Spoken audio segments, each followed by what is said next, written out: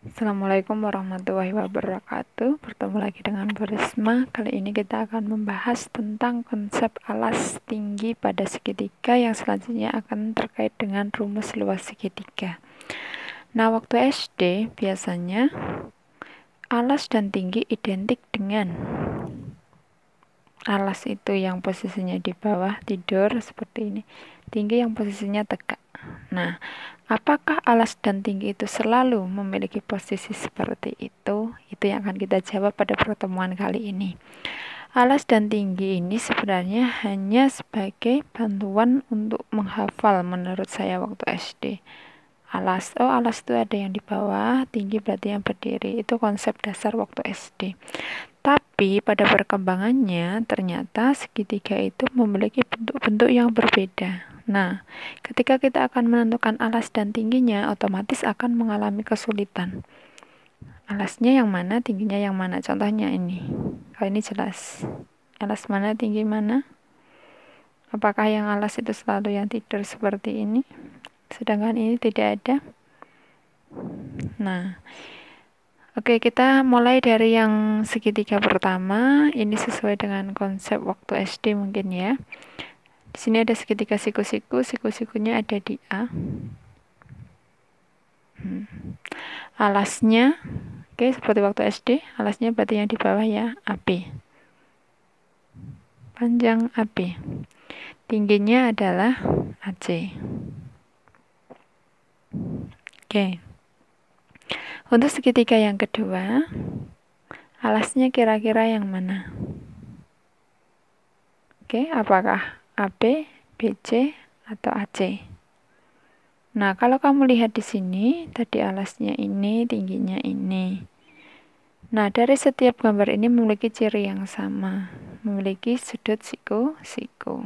Di sini siku-sikunya di B, di sini siku-sikunya di B, di A, atau di C? Ya, benar, di B. Yang ketiga, siku-sikunya ada di mana? Oke, silahkan dilihat ya.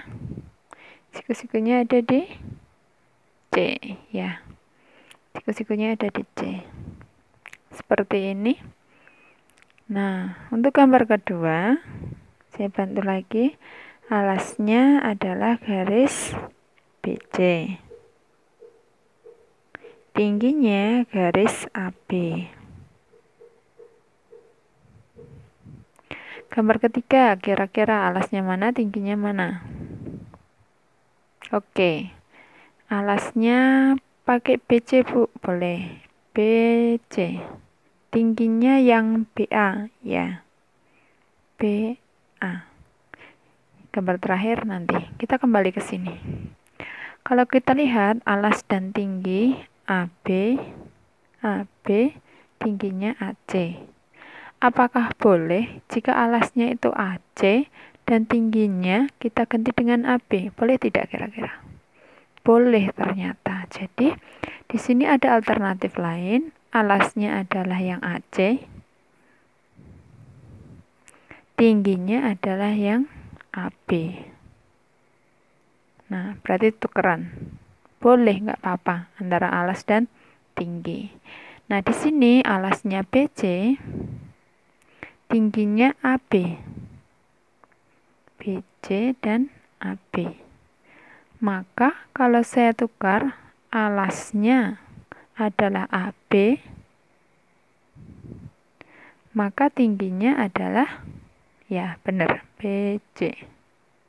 Selanjutnya yang ketiga, alasnya BA, maka tingginya adalah BC. Nah, kalau kamu lihat, ternyata dari tiga segitiga ini, alas dan tinggi adalah dua buah garis yang saling berpotongan membentuk sudut, ya, siku-siku. Di sini juga BC dengan AB membentuk sudut siku-siku. Di sini membentuk sudut siku-siku. Nah, yang keempat, kalau siku-sikunya di C, maka alasnya siapa? Tingginya siapa? Oke, itu untuk bagian pertama. Kalau sudah tahu jawabannya, boleh ditulis di kolom komentar. Oke? Jadi, kita dapat konsep yang pertama adalah alas dan tinggi pada segitiga adalah dua buah garis pada segitiga atau dua buah sisi pada segitiga yang keduanya saling tegak lurus. Jadi di sini yang tegak lurus hanya garis AB dan AC. Maka AB alas, AC-nya tinggi. Tukeran boleh tidak? Boleh. AB-nya tinggi, AC-nya alas, silahkan, tidak apa-apa. Di sini juga. Oh, siku-sikunya di B, maka CB dan BA ini adalah dua garis yang berupa alas dan tinggi. Tukeran lagi boleh nggak? Boleh. Yang ketiga, sama. Siku-siku di B, maka BC dan BA ini adalah dua garis yang berupa alas dan tinggi. Atau tinggi dan alas. Boleh. Nah, ini alas tingginya yang mana? Atau alternatifnya nanti alasnya yang mana, tingginya yang mana? Sekali lagi nanti tolong dijawab di kolom komentar.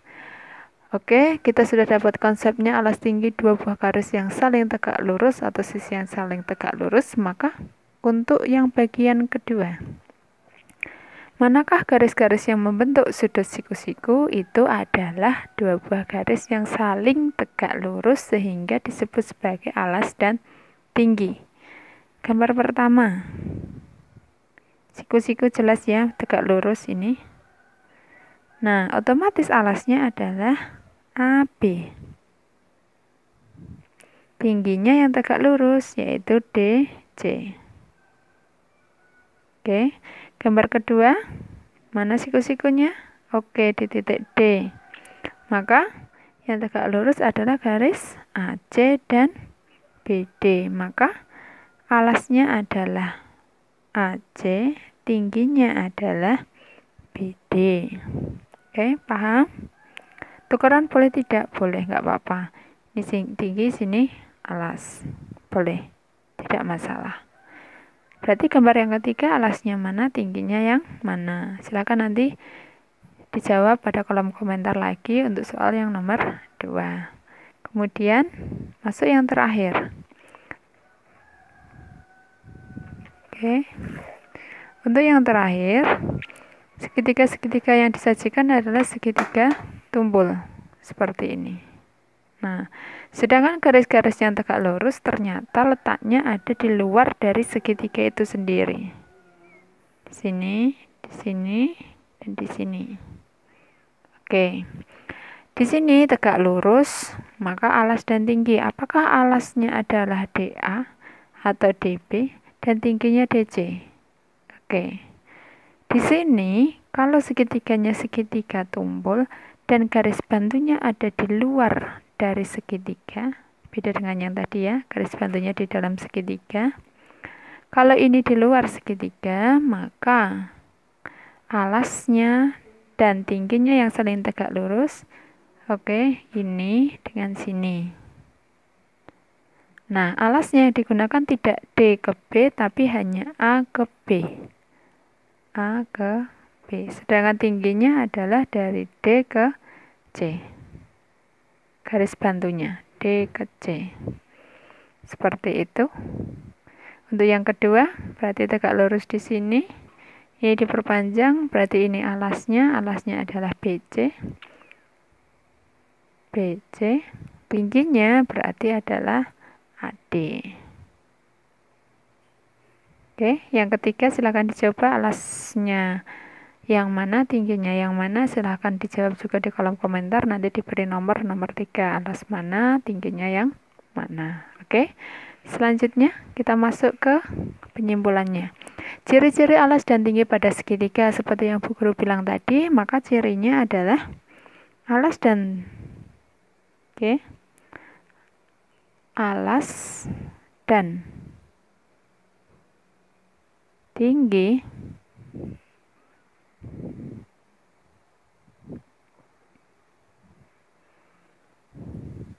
tabur besar pada segitiga, cirinya adalah alas dan tinggi pada segitiga yaitu dua buah garis yang saling apa tadi, membentuk siku-siku, tegak, lurus. Nah, itulah sebenarnya kata kunci dari alas dan tinggi pada segitiga. Jadi alas tidak selalu yang ada di bawah, tinggi yang ke atas. Lanjut, dari ciri-ciri ini maka kita bisa menyimpulkan pada luasan segitiga di mana rumusnya adalah setengah kali alas kali tinggi atau luas alas kali tinggi bagi 2. Alas dan tingginya sendiri tadi disesuaikan dengan alas dan tinggi yang ada pada segitiga-segitiga yang sudah Bu Guru jelaskan. Oke, bisa dipahami ya? Selamat mencoba. Tadi ada 3 nomor yang harus diisi. Silahkan diisi di kolom komentar YouTube ini. Kemudian silahkan bikin catatan dari apa yang sudah Bu Guru berikan ini tadi dalam selembar kertas. Bisa digunakan untuk belajar. Oke, seperti ini. Saya akhiri. Wassalamualaikum warahmatullahi wabarakatuh. Jumpa lagi untuk video yang selanjutnya. Semoga bermanfaat.